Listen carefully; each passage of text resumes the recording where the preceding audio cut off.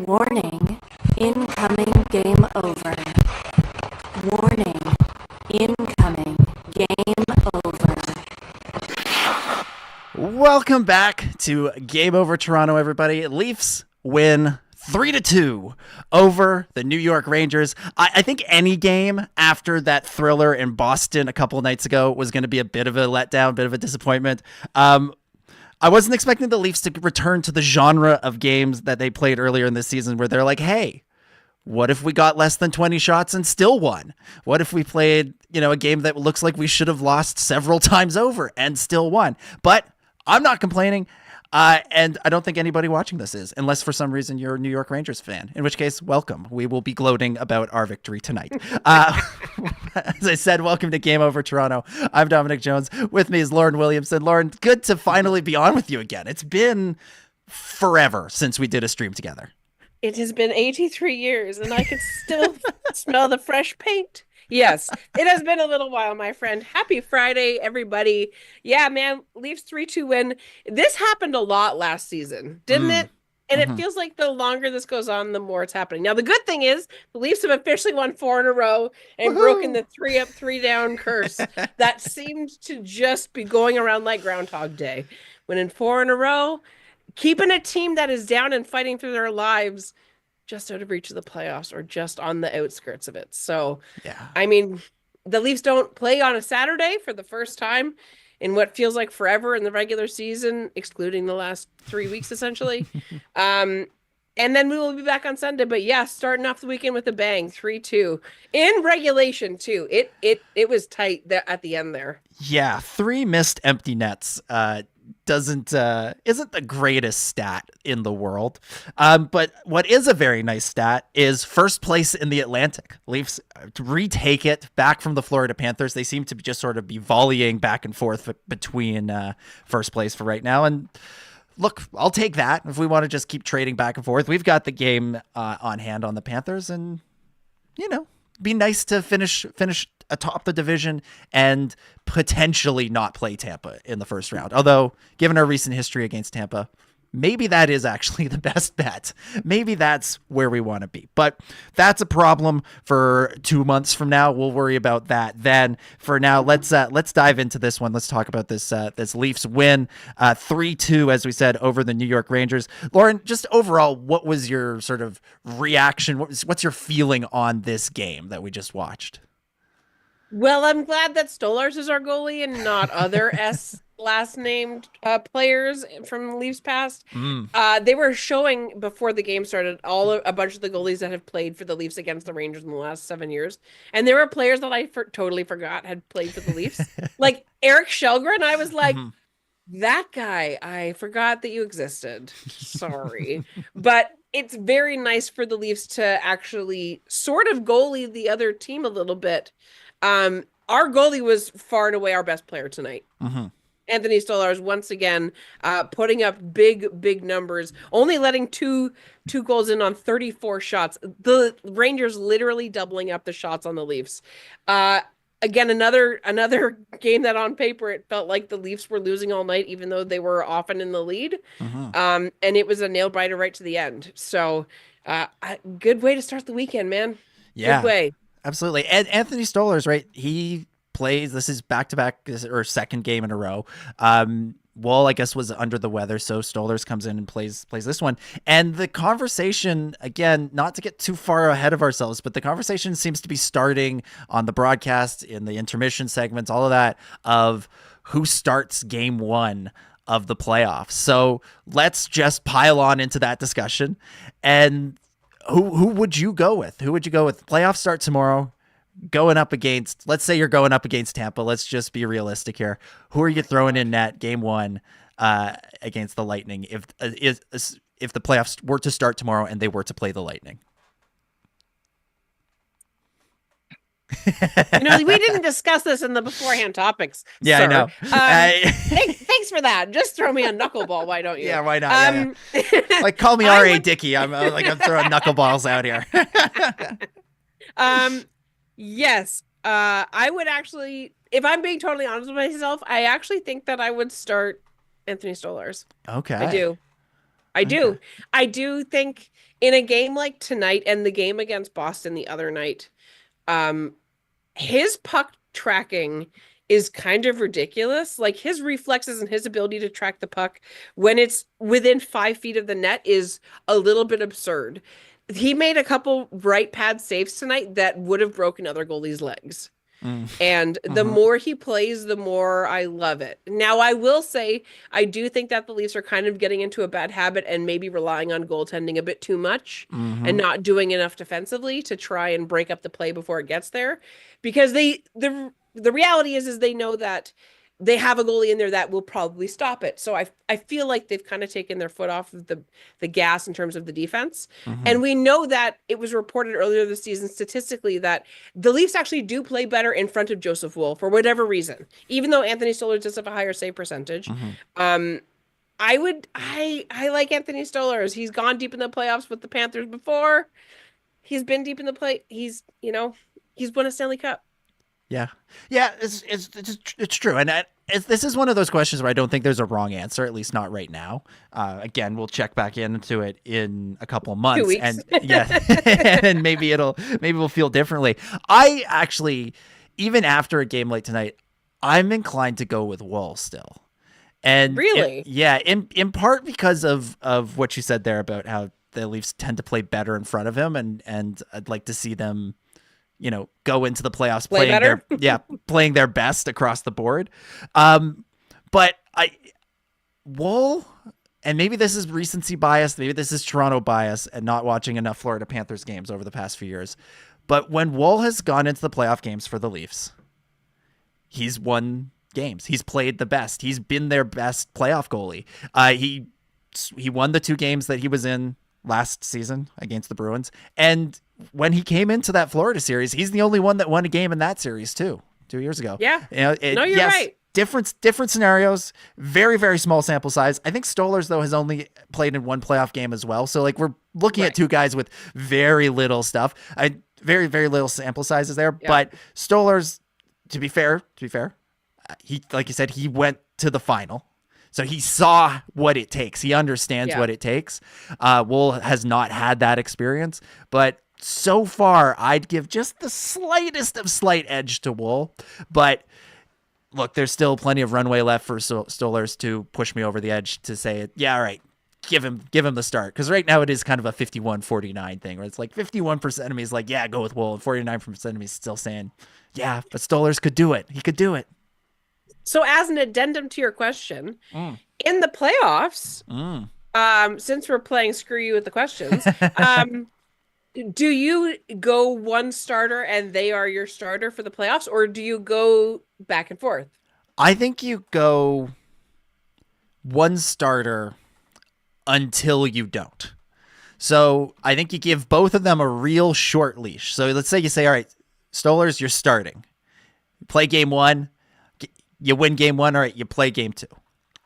You lose game 1, but it's close and it's tight. It feels like you played a good game. All right, you still get game 2. You lose game 2, though, even if it's close and you're playing well, we're going to try the other guy. Yeah. You lose game 1 and it's not looking good, we're going right to the other guy. I think you keep both of them on a real short leash because you know the other one is so strong, and you're ready to do that multiple times through the playoffs. So as soon as it looks like one of them is cooling off, you throw the other one in and see if they've got the hot hand. And if not, you switch right back. You're making decisions like one game at a time, basically, which is kind of, what I expected Team Canada to do with the 4 nations. And then they didn't. They just ran with one guy. But that, I mean, it worked. They won. But it does feel like that's maybe the way forward, or the way the Leafs are going to go with this, is that they're going to pick a guy and see how far he can go, but be really ready to switch him out. I don't know. What do you think?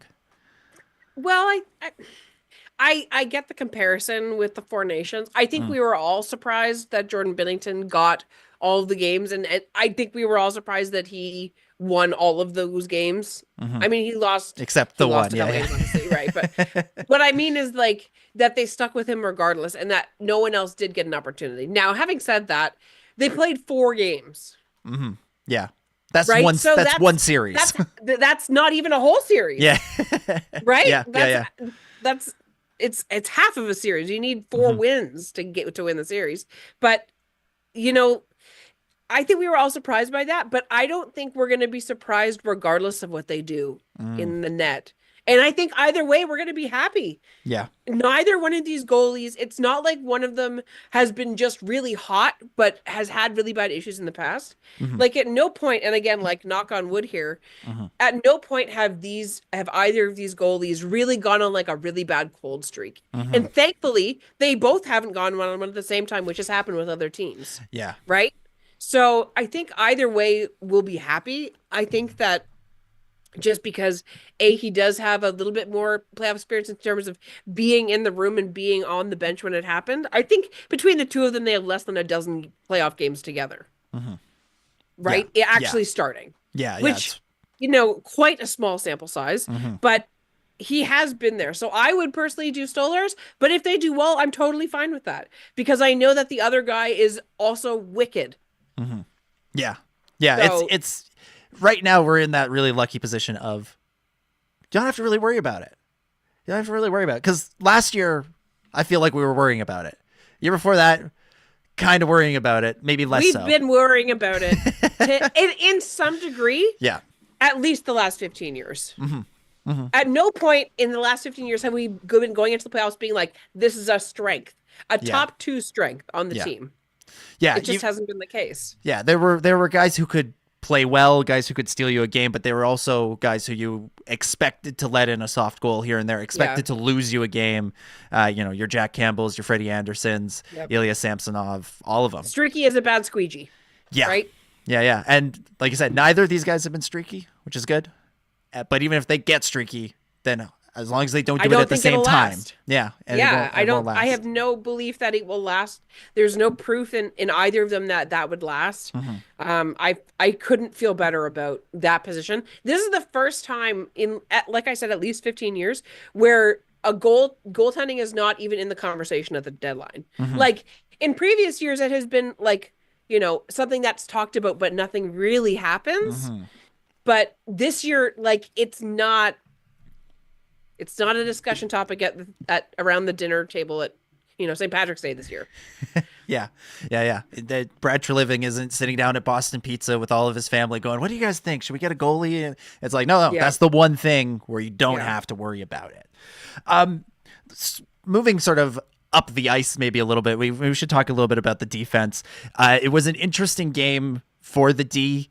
No Chris Tanev after he left after the first or second shift of the Boston game. Oliver Ekman-Larsson kind of vanished from this one. Philip Meyer drew in.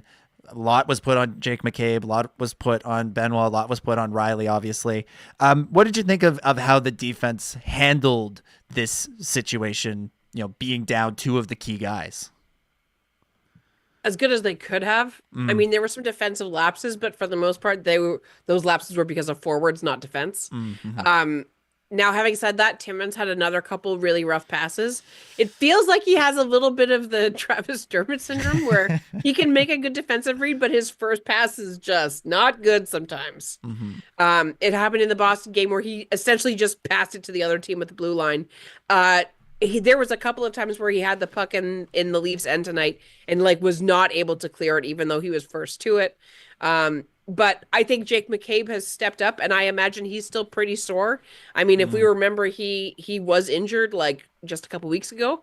And so for him to not only come back, but come back and have to shoulder even more minutes it's a big ask. I mean, he's not super young, but he's not on the wrong side of 35 either.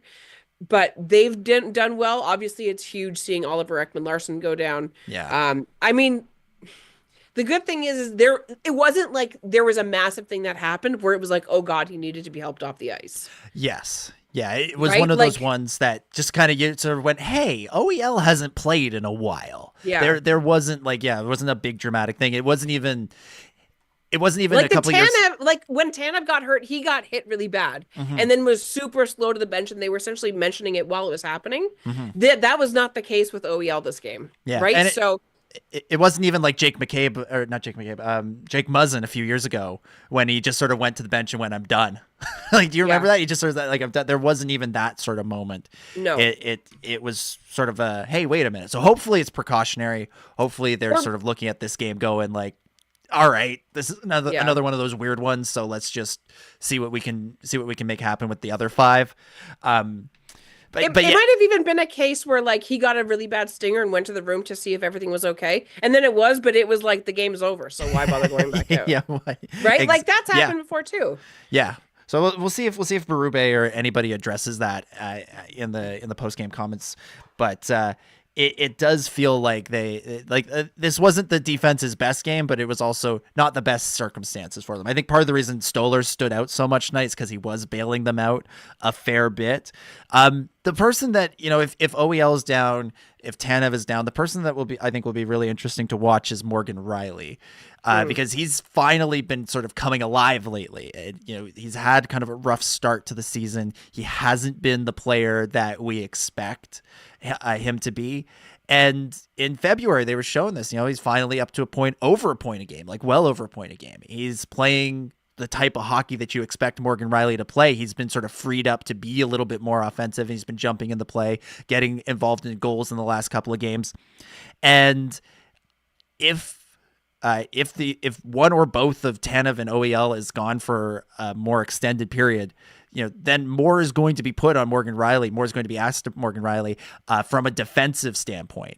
Yeah. And I think that will take away his offensive opportunities. He won't feel he's as able to jump into the rush because he'll need to focus more on the defensive side of things, which is admittedly his weaker part of his game, but he's still pretty good at it. He's still a top 4 NHL defenseman. He should be able to handle that, but it will, the thing that we've liked from him in the last couple of weeks is going to go away if he's asked to shoulder more of that load, which is, sort of sad for him. But if he plays well, who cares? Is ultimately the thing. I mean, the other thing too is that even though he's not necessarily great at distance, essentially all of the Leafs goals that have been by defensemen lately have been from not close to the net. Right now, the Jake McCabe goal, I think there was one just at the beginning of last week or on last weekend, or maybe it was even before the break. Oh my gosh, time is a flat circle. But his was fairly close. But the Leafs have been actually getting goals from their defense lately, which is not something that they have had essentially all year. And since they have come back from the break, it has been a little bit more of a factor, which is so nice to see. And maybe Morgan Riley can still produce offense, but maybe it just means that, you can't cheat and go down as fast. But the other thing, too, is that in games like tonight, the more the game went on, the Leafs were actually shooting more pucks on the net from distance to try and cause a little bit more chaos. And in the playoffs, we know that's how they have to play, right? So if this is a situation where going into the playoffs, some of these people are still injured and we don't have an immediate solution that we have traded for, then I think, maybe you can't pinch down, but maybe it needs to be smart. We need to be smarter in terms of the offense from our defense and it being from distance and trying to create more chaos and capitalizing on rebounds. Now, having said that, that's not necessarily Morgan Riley's best game, right? He is not Shea Weber bombing from the point. and he has never been that. So it's not necessarily reasonable to ask that of him now, but take 3 fewer strides before you take a shot. That's 15 feet. Yeah. Essentially, right? And that's a big difference. Oh, for sure. Also, I would just like to show you this really quick. Yeah. Oh, look at that. Oh, look at that. I can't get it to focus, but it looks like Stoli got the belt tonight. So very, very well deserved. Very well earned. I genuinely cannot think of somebody else who deserves it. He deserved it last game too. Yeah, really. So, yeah. Big. It's good to see from him. Somebody else who's been talked about a lot in the last week since we came back from the Four Nations, Nick Robertson. Let's get into Nick Robertson. Music for Al in the chat says, Nick Robertson did better. He only fell down 5 times and gave up a shorthanded goal. Ugh. 2 games forward, 1 game back. Yeah, tough game for Robertson, especially towards the end. He was more or less responsible for the breakdown that led to the shorthanded goal that tied things up in the third. But in his defense, he was a big part of the OEL power play goal. The first one, he did, win a key battle. He was, kept that play alive so that the puck could be passed around to OEL. Ultimately, Domi made that sweet pass. I don't think Robertson wound up with an actual assist on that goal, but he definitely was responsible for getting the play started. So there was some good. I don't want to pick too much on him, or pick too much on him without also acknowledging the good. But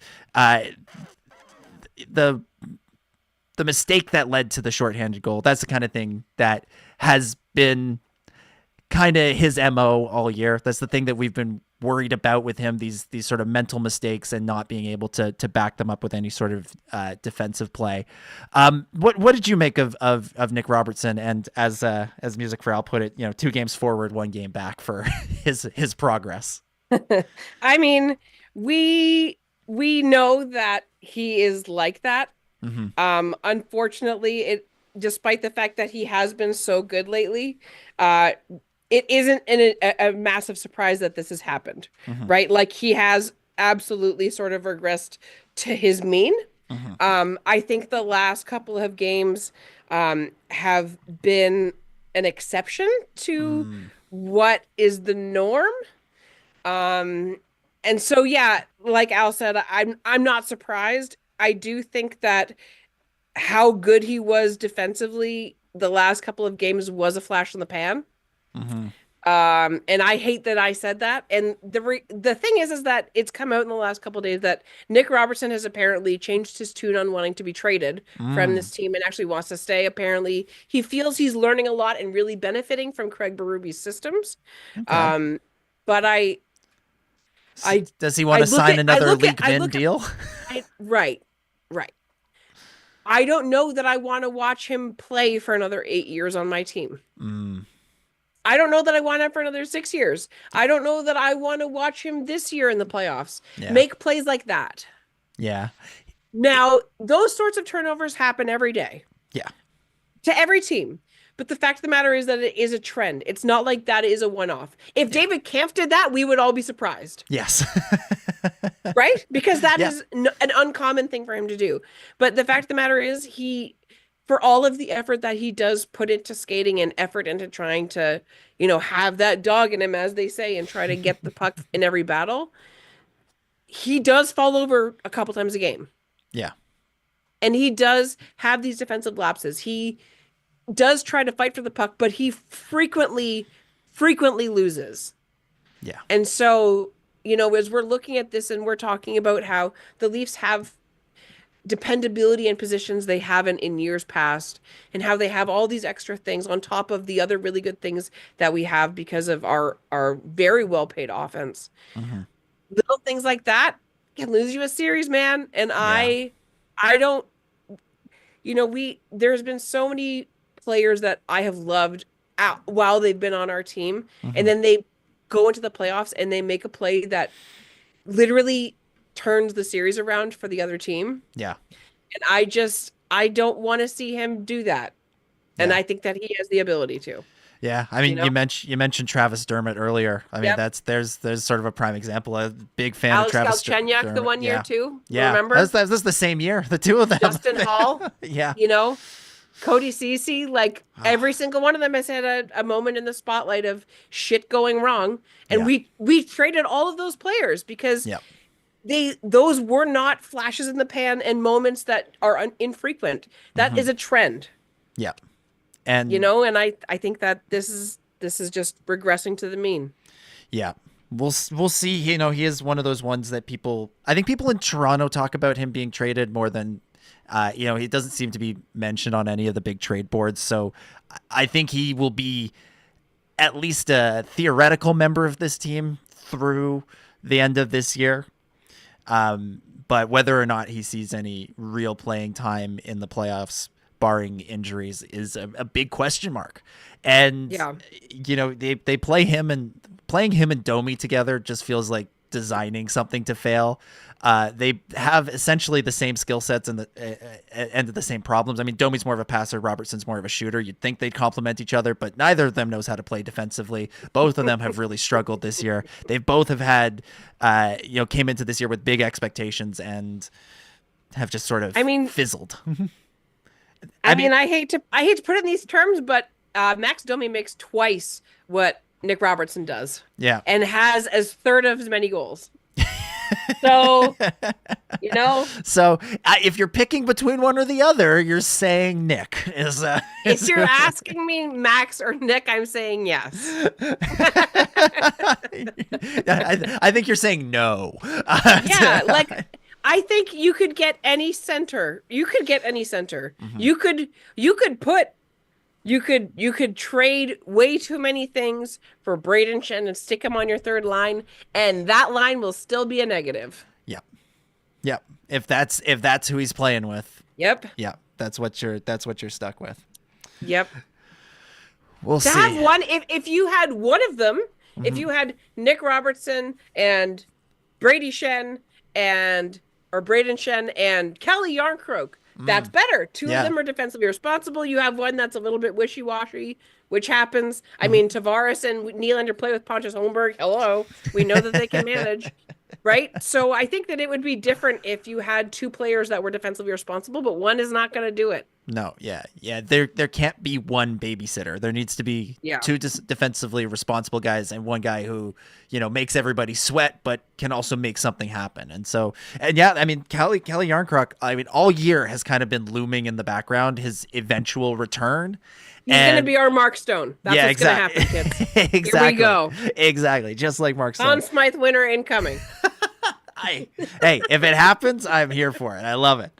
But his return has been looming, and so somebody on that back end, somebody in that bottom six is destined to be removed to make space for him, let alone anybody else that might be traded for. And and so if I'm Robertson, if I'm Domi, if I'm Steves or Dewar, who is just sort of seems to be a healthy scratch right now, suddenly you're looking at you're going to be moving down that depth chart, and you might find yourself on the outside looking in. You might find yourself in the press box with a nice big thing of popcorn. Yeah. Let's move on into our second period here. As we do, of course, want to remind you to make sure you're subscribed to Game Over. Make sure you're subscribed to Game Over Toronto in particular. Make sure you subscribe to the YouTube channel to make sure you know when we go live, so you can watch and listen live, interact in the chat. We've gotten some great comments that we will get to as we go, and of course during our overtime segment. And subscribe to the podcast feed. So if you can't watch or listen live, you can listen to the show later as you're driving to work, driving to school, whatever you're up to, while you're at work, while you're at school. I try to listen to podcasts at work. It doesn't work so well. People start yelling at me, but maybe you have a better job than I do, and you can get away with it. So make sure you subscribe. Make sure you subscribe and check out the other Game Overs. We've got Game Overs for all of the Canadian markets, all of the Canadian teams. There's tons and tons of great hockey content being produced by Game Over. So make sure you subscribe, and you can go to thegameovernetwork.com to find all of them. All right, let's get into our second period here.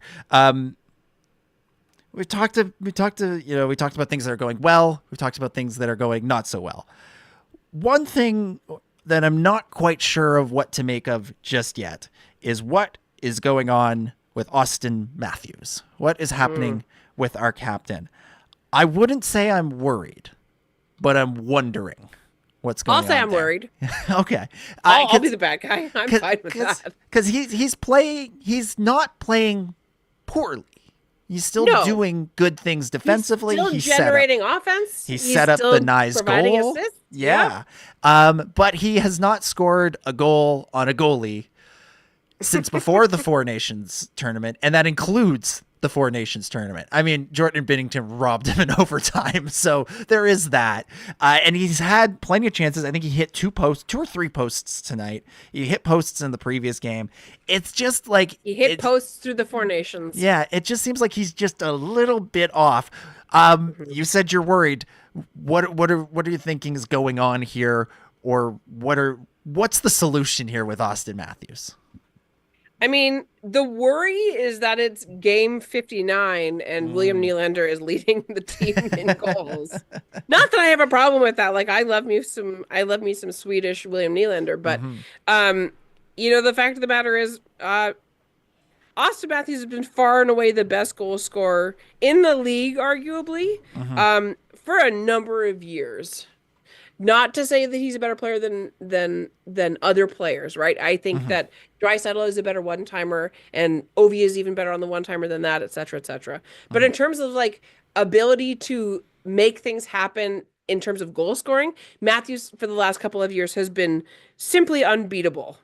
And this year, I mean, he's gone out with injury multiple times, which is obviously less than ideal. It is quite disheartening and, in my opinion, quite concerning that Austin Matthews is actually fourth on this team in goals. Really? He has 21. Yes. Wow. He is behind John Tavares and Matthew Nyes. Whoa. Okay. That Tavares, He only has four more goals than Bobby McMahon. Oh my God. Do you think Matthew Nyes is walking around the dressing room going, so who's the best scorer from Arizona here? Who is it? Is it number 34? Is it number 23? Which one? Anybody want to check the statistics over here? That's Matthew Nyes walking into the dressing room and going, I'm sorry, Austin, it's age before beauty. You first, right? Yeah, man. I mean, I'm concerned. He's got 21 goals. At no point in his career has he scored so few goals. Yeah. Yeah. Yeah, because sort of in the COVID season, he scored more goals. Yeah, in the COVID season, there was a moment where it looked like he might flirt with 50, even in the 50 and 50. Yeah. The expectation with him is like you get minimum 40 goals from him, and he'll be lucky if he hits 30 at this rate. That does not seem likely at this point. Yeah. And it's just that he's just missing. That's the thing. He's missing. It's not by an inch or two on each side. Yeah, has been for a month. Yeah, and it's not like the other. It was not like earlier in the season where it felt like there was something. Clearly, there was something wrong. He wasn't playing the same way he usually plays. It wasn't like 2 years ago when he only scored 40, and where clearly there was something wrong. This is, you see him playing, you're like, that looks like Austin Matthews. He had like a crazy a tip play that nearly went in again in this one, and silliness. Yeah, and you see it, and you're like, the skill is there, the talent is there. Why is he just missing? It's almost you got to think it's like a mental thing at this point, where he's just sort of maybe he's waiting just like a split second too long, or he's just feeling a little bit extra pressure, and so he's not playing as loosely as you want him to, and therefore he's missing by just that little bit. All the posts, all the big saves, all the deflections, but everything else he's doing is good. The assists are good. The defense is good. He's still lost in the team on assists. Yeah, which like if you were just told that statistic and that statistic alone, you'd be like, great, that this season must be going great for him. Yeah. Then you find out that not just Willie and Tavares, but also Nyes are beating him in goals, and you start to wonder a little bit. I mean, the disparity. I'm like, oh, he's second in assists to Mitch Marner, except that there's 27 goal difference between them. It's Mitch Marner with 56, and then Austin Matthews with 28. Like, that's a big difference.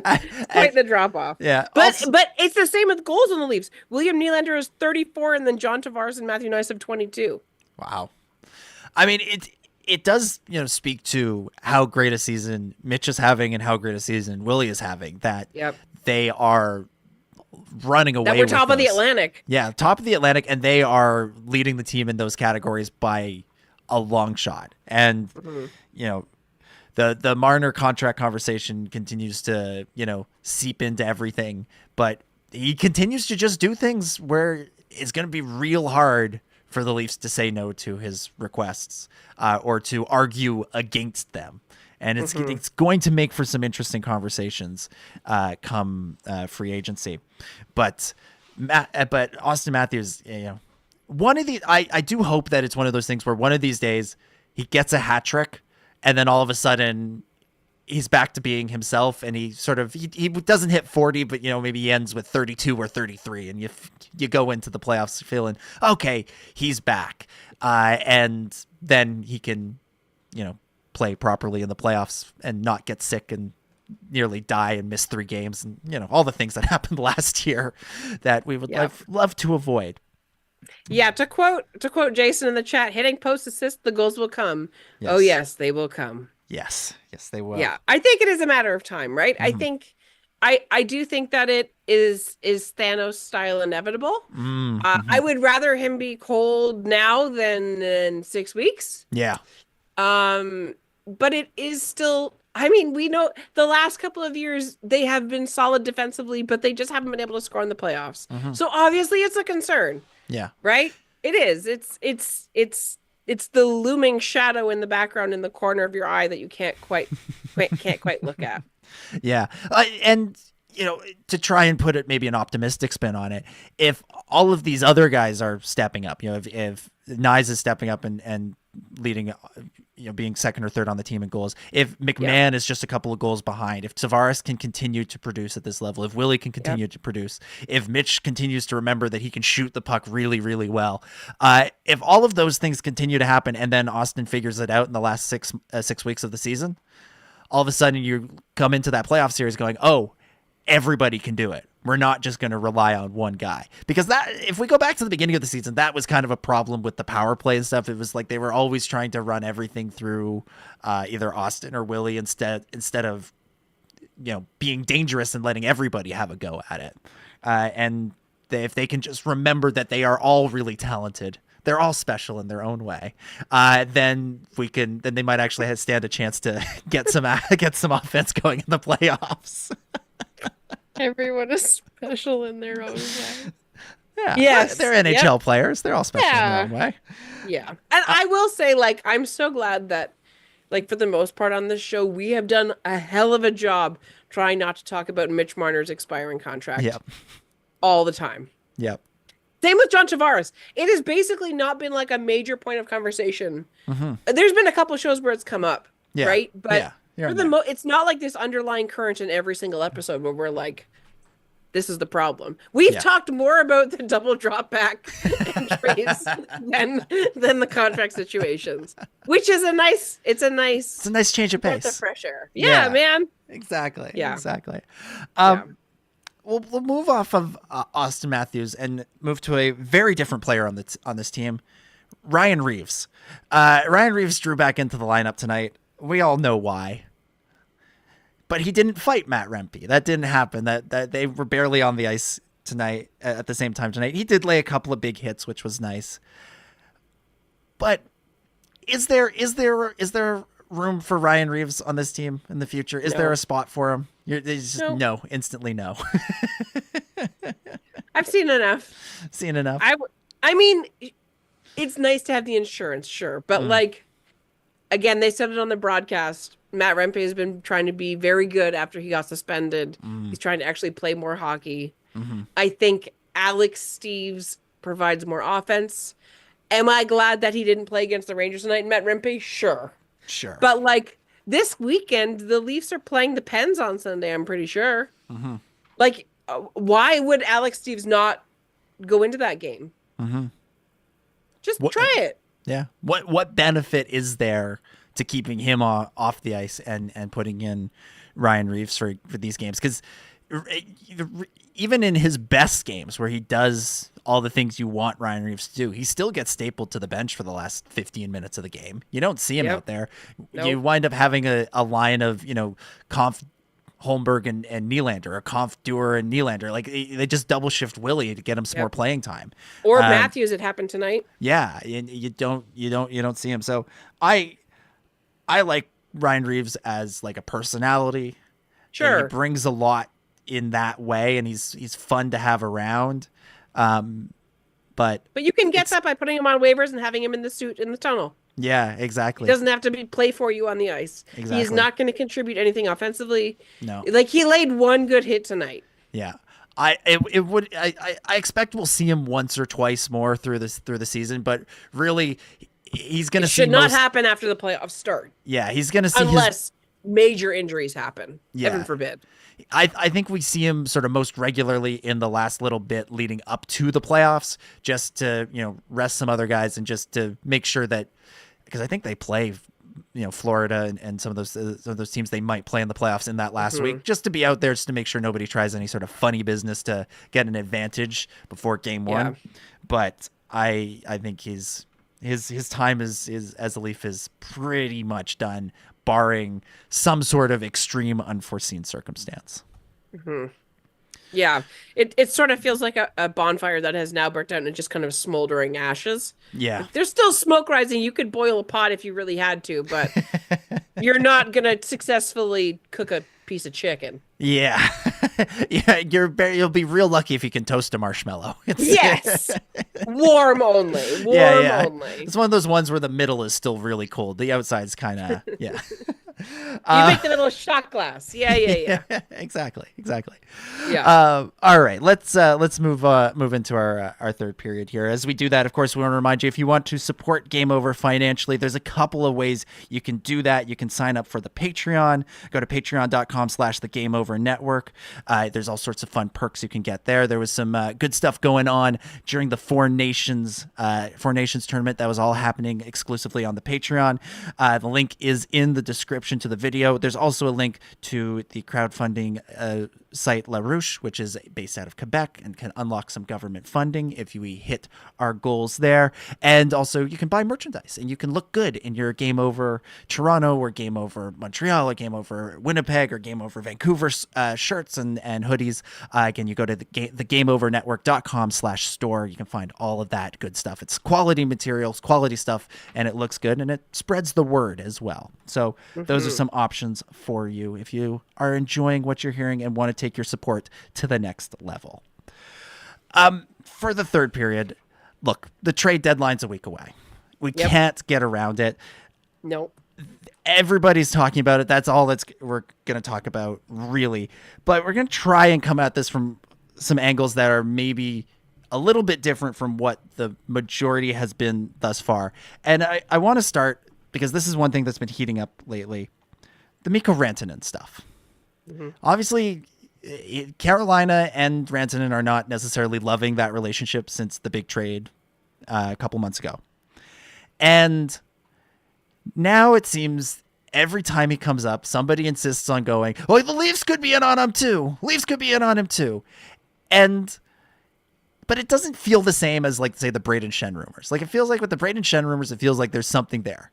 With the Rantanen stuff, to me, and I'm curious to know if you agree with this or if you feel differently, it feels to me like it's a lot of wishful thinking from Leafs fans, because who doesn't want Mikko Rantanen on their team? And from TV networks who have to fill an entire day of content next Friday and would really like everybody to tune in, thinking that the biggest piece available could go to the team with the largest audience. Because it always just sort of feels like, I wouldn't be surprised if not, it's not the Leafs are interested in, it's like, I wouldn't be surprised if the Leafs make a call about him. I'm like, well, that's not really... I mean, if you're bad at your job if you don't at least go, hey, what do you want for him at this point?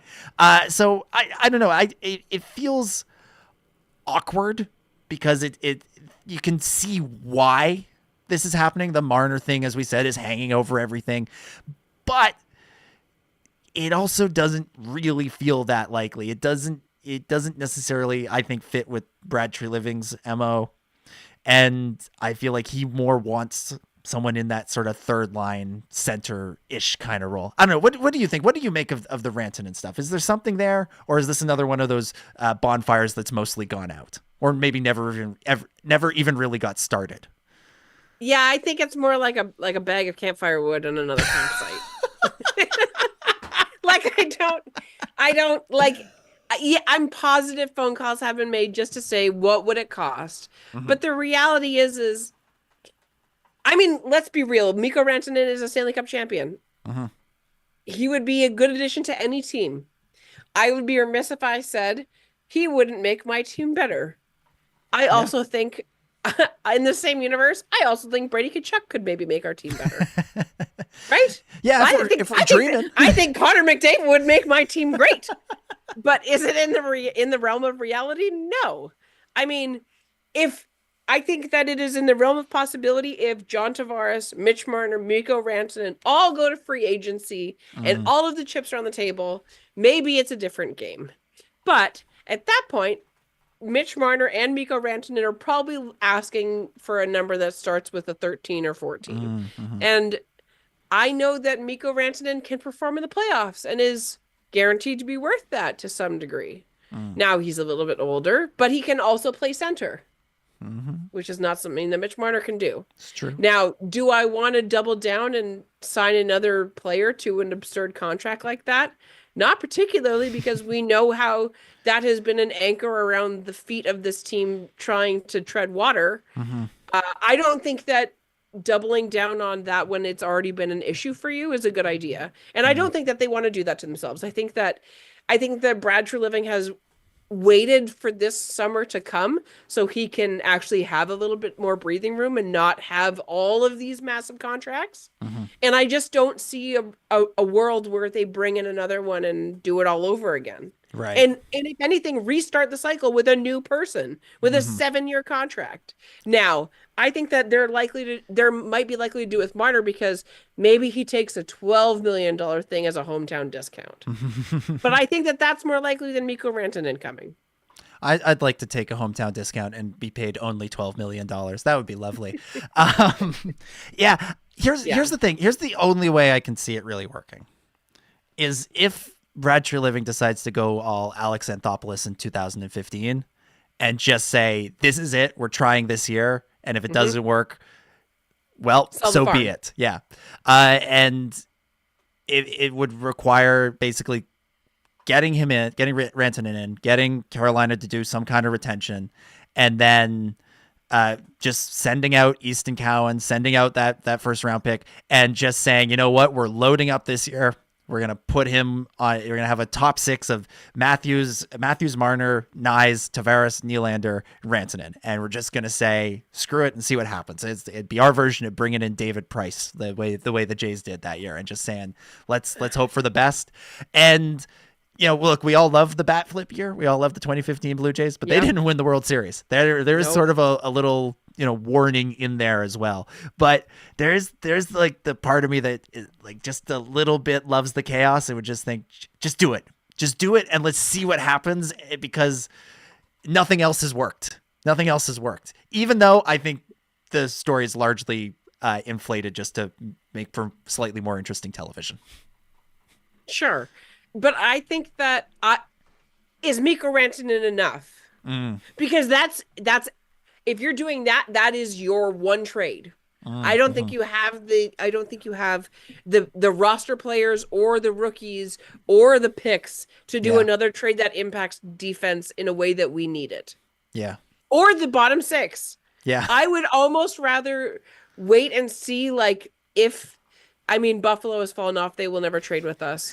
But I would rather see if Calgary falls out of a playoff spot in the next week, seeing if they're willing to sell, because they have more players that are more impactful sort of across the board, right? Like you could go all in on Mikko Rantanen, but that's your move then. Yeah, there's nothing else. Yeah. No, there's no, and the only way that you'd really be able to do that, I guess if you got them to double retain, that's fine. But again, that does not fix your bottom 6. No, it doesn't. And Kelly Yarker coming back is not going to fix your bottom 6. Yeah, Callie can't do it all himself. No, he can't. Especially having missed, 3/4 of the season by the time I'm sure he would love to. It's just not, just like I would love to take a hometown discount and make $12 million. Hell, I'll take a hometown discount and take Kelly Yarncroft's contract. I'll take the $3 million. Like twist my arm. Yeah, oh no. Darn.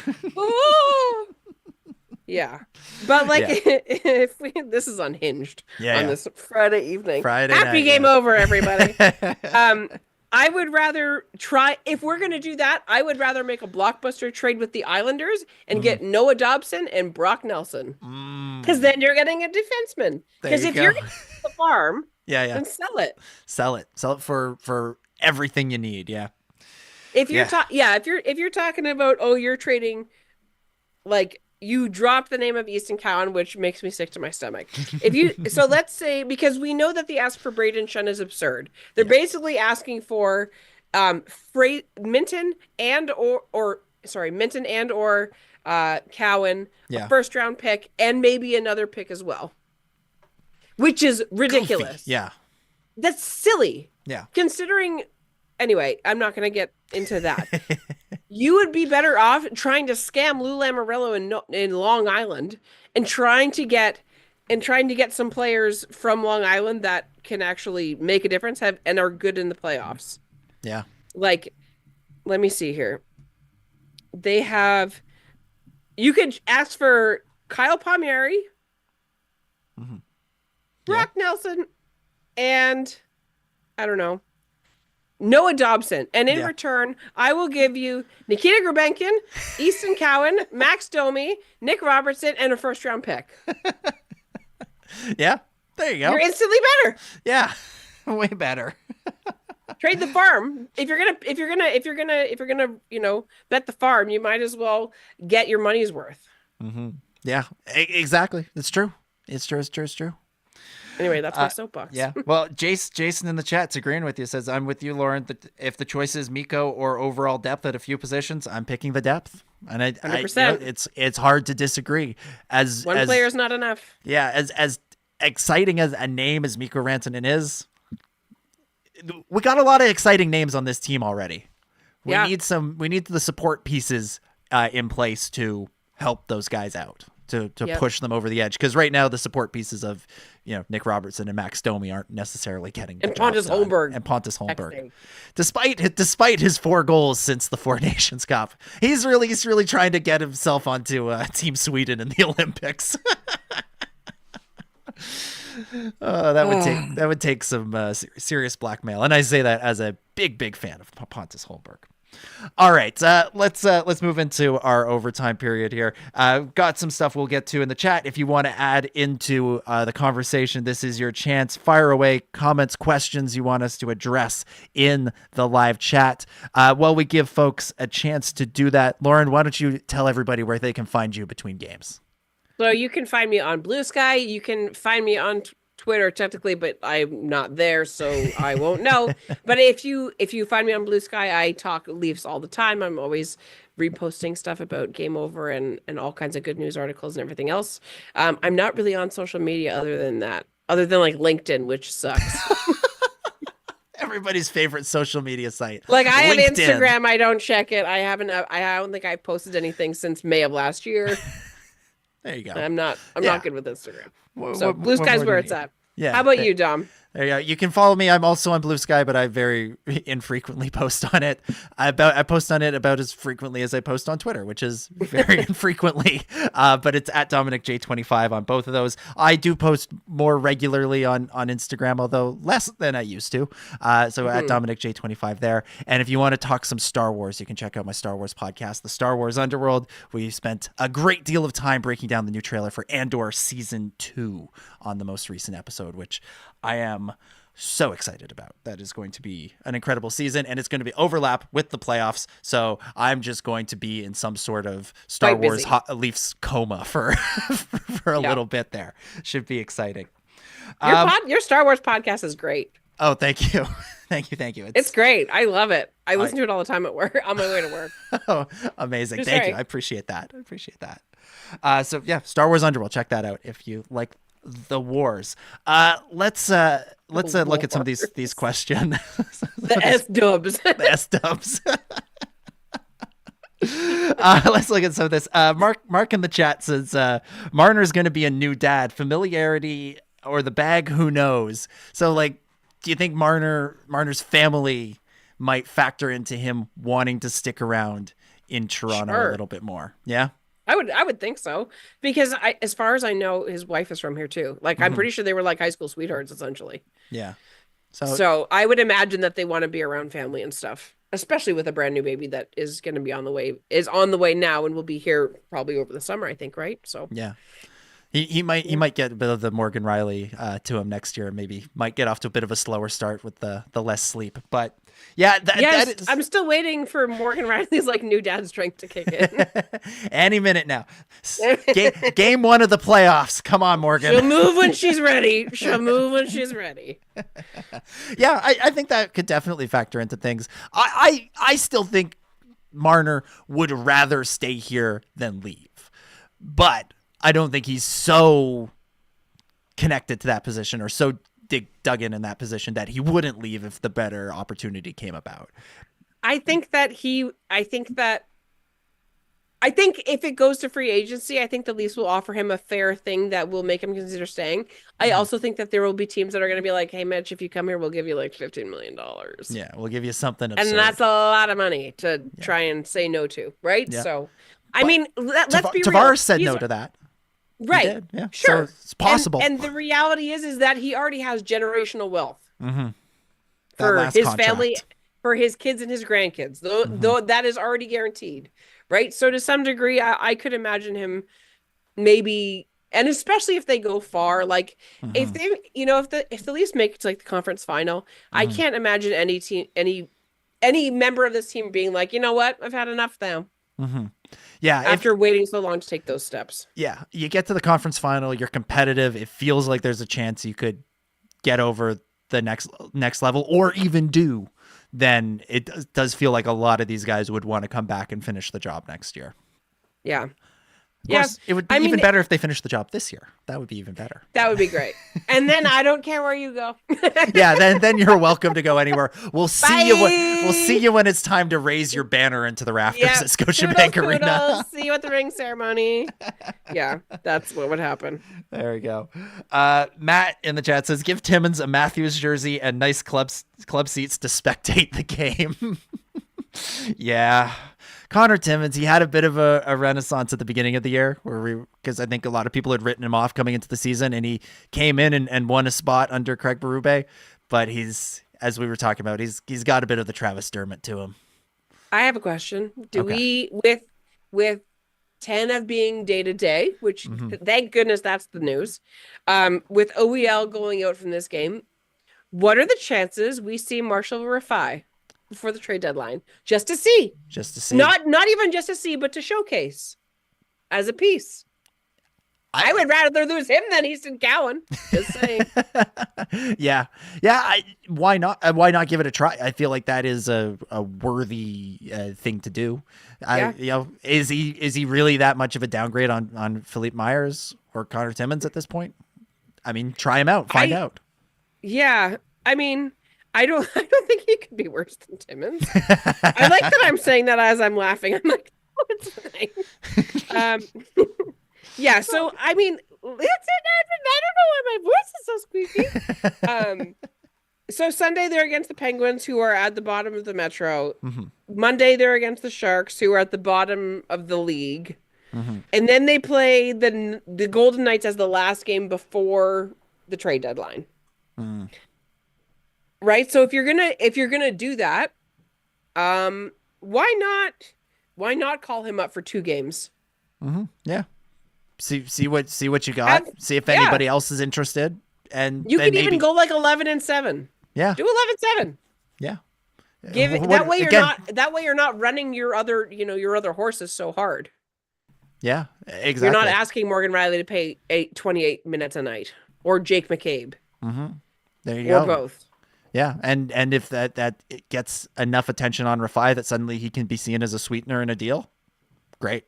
If not, a little more NHL experience for him, and maybe in case he has to step up because of injuries down the line this year, or for when he has to come in next year. So. Ooh, Jason's actually my friend. Hi, Jason, I love you. I'm gonna scout out Mr. Cowan tomorrow. The Evil Empty is coming to Niagara. The Evil Empire. The Evil Empire. The Evil Empire. Yeah. The Golden Knights are going to Niagara. Well, Jason, you have me on Facebook Messenger. Please tell me how it goes. Let us know how he looks. We gotta get the report before Sunday's show. Yeah. I need to know what kind of trade bait this guy is right now. How much value does he have? Yeah. What can he get us? Oh goodness. Hopefully, I'm with you. I'd rather Easton Cowan sticks around. I'd rather see what we got in him as a Leaf, but sometimes to make the trade, you gotta say goodbye to these prospects. But I really don't know. You know what it is? I think Easton Cowan is the next Trevor Moore, and if we give another one up, I'm never going to recover. I still fantasize about tonight when Nick Robertson was skating around with Matt Rempe on the same ice, and I was simply dying. It reminded me so much of when Trevor Moore absolutely manhandled Zdeno Chara, and all I wanted was Nick Robertson to just absolutely annihilate Matt Rempe, because it would have been the funniest thing ever. Would have been. Do you remember incredible. when Yes. Trevor Moore did that? Oh my gosh, wild. It was great. Oh gosh, I need a cigarette after that game. There were a few points tonight where Max Domi grabbed Matt Rempe, and I'm like, Max, you're not your dad. Settle down. Settle down. I know what you're doing, and I appreciate it, but you're not Ty. Don't do that. It's not going to go well for you. No. Oh, goodness. All right. I think that's where we'll leave things. Game Over Toronto will be back on Sunday. As I said, no Saturday game, not hockey night in Canada, but we'll be back on Sunday as the Leafs take on the Pittsburgh Penguins in the afternoon, a Sunday afternoon game. 1 p.m. So we'll be live probably around 3:30-ish. Yeah. Here, and I will be doing that show. There you go. So make sure you hit like and subscribe and come back on Sunday afternoon and enjoy your Saturday off, everybody. Yeah. What are you going to do? What do you do with a Saturday when there isn't hockey? I don't know. I'll I don't know. Have to figure it out. Let us know on Sunday what you did with your Saturday without hockey. I'm gonna figure out how many more camping references I can work into the next stream. There we go. There we go. Well, for now, we'll put our tent back into the bag and we'll roll up the sleeping bags. Let's go. Yeah. Pack up the car. Yeah. Put out the fire. Make sure the fire is out, and we will end this episode of Game Over, and we'll see you Sunday.